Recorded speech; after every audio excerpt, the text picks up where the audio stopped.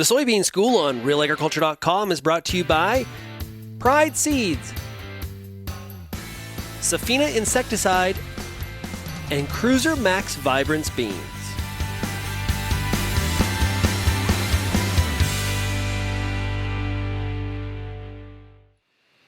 Bernard Tobin here on the Soybean School today. Hey, joined now by Jake Munroe, OMAFRA's soil management specialist. Hey, Jake, how's it going? It's going well, Bernard. How are you? I'm good. And hey, thanks for taking the time. We're on Skype today, everyone. In the interest of social distancing and meeting, I guess, the challenges of the times we're in, we're going to be doing a lot of schools on Skype, and it's really pretty awesome that we can't get out in the fields and connect with a guy like Jake, but we can connect online and over technology and get some great information out to you folks. And seeding is just around the corner, Jake, and soybeans, corn, not so far away. And I want to talk to you today about planting green. You've done some work over the last couple of years on planting soybeans into a green cover crop, and specifically cereal rye. A lot of guys are growing cereal rye. Talk about that cover crop and start there. Why is it a good fit after soybeans? Sure, Bernard. So there's a couple reasons why rye is an appealing cover crop, and I guess top of that list for me is that it's winter hardy. It can be seeded late, so there's a lot of flexibility there. It's relatively inexpensive, so that's number one. Secondly, it's it's a really good erosion fighter as a cover crop. So I think all of us have seen erosion from over this past winter and spring, and having even just a relatively thin stand of rye can help reduce that. The other big one that we're starting to see more and more of is that rye can have some benefits in terms of weed suppression, and particularly have some benefits in terms of helping to slow down the growth and reduce how much Canada flea bane you've got in your fields. Hey, yeah, and a lot of it obviously goes in the fall, and I've seen a lot of tweets these days of people saying, hey, cereal rye is really, just starting to get going, and it's slow to grow, but it really can come on in May. And if you're going to plant soybeans into that, you've got to make a decision about whether you should terminate 2 weeks in advance or try to plant into it green. You've done a lot of research. Let's talk about it over the last 3 years. Tell us about what you've been up to. Sure. So we started with a small trial in Brant County in 2017, and just looked at that exact question of, do you spray it a couple of weeks beforehand, or do you leave it right up until planting, plant into it, and then spray it after?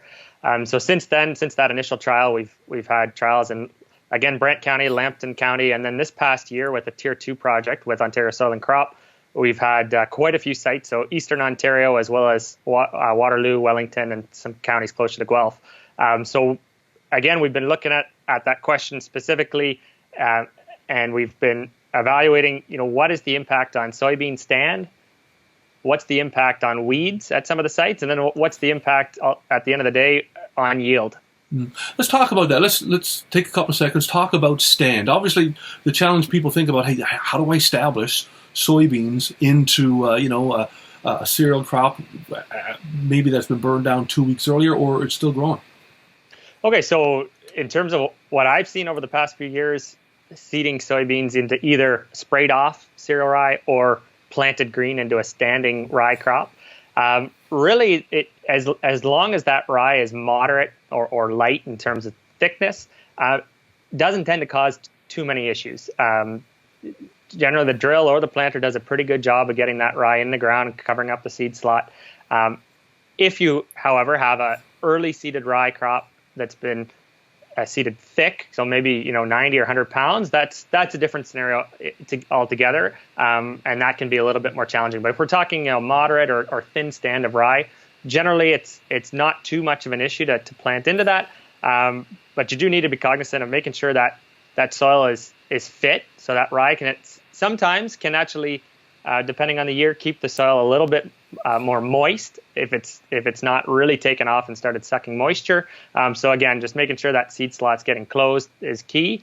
And another thing that we've seen over the years, especially in the thicker stands of rye, if you're someone who's seeding at a lighter rate of soybeans, maybe 140 or somewhere in that range, you might want to consider, I would say you would want to consider bumping that rate up. And I'd say a minimum of 160. We've just seen in a couple of situations seeding at 140,000 seeds per acre results in a stand that's really not quite acceptable. And so 160 is kind of that number that I would suggest. No, I look at your overall numbers. You've accumulated your research and rolled it up. At 2 weeks, if you terminate 2 weeks before planting those soybeans, you got an average yield of 52.9 bushels. And, planting into rye and terminating at planting, you got 51.5. So not a lot of difference there. No, that's right, and that's the average of 10 site years, again, over the course of three seasons. And so in 9 out of 10 of those years, we've seen no significant difference in soybean yield between those two treatments. The one exception was this past year at a small plot at Elora, and there were some other issues. We actually had a crimper in at that system. It was higher biomass, and we had some stand issues actually to do with the crimping. So in general, across the trials that we've done, we have not seen a negative impact on yield for planting soybeans green into rye. Now, you mentioned, just to wrap it up, you need to be cognizant of seeding rate, 160,000. Seeding depth, what about that? I mean, obviously, potentially, that soybean can sit a little bit under that for a while underneath that rye. What about seeding depth?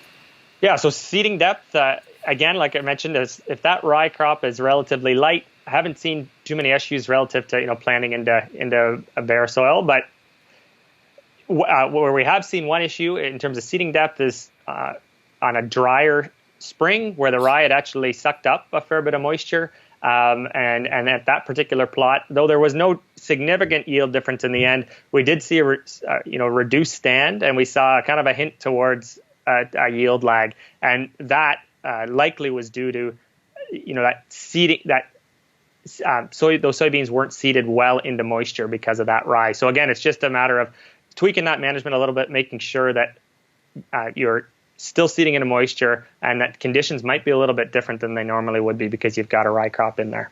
So it really comes down to flexibility during planting. You really got to look at what the conditions are and pull the trigger, go, and that's going to depend.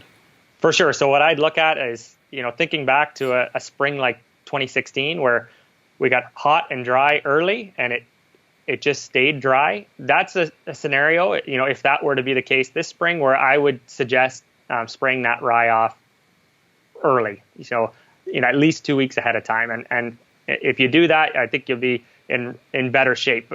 If you leave that rye in a very, very dry spring, it can suck moisture and can cause some challenges. So again, like you said, flexibility, and if you're in for an average spring or even a little bit wetter than average, I think it's completely valid to leave that rye in there and plant green right into it. Well, great stuff, Jake. Hey, thanks for stopping by and spending some time with us. Lots more to this story, folks. Check out Field Crop News. Jake has written a full story there. Lots more details. So take a look at that. Jake, thank you again, sir. Looking forward to seeing you actually in a field down the road. Perfect. Same here, Bernard. Thanks for the opportunity.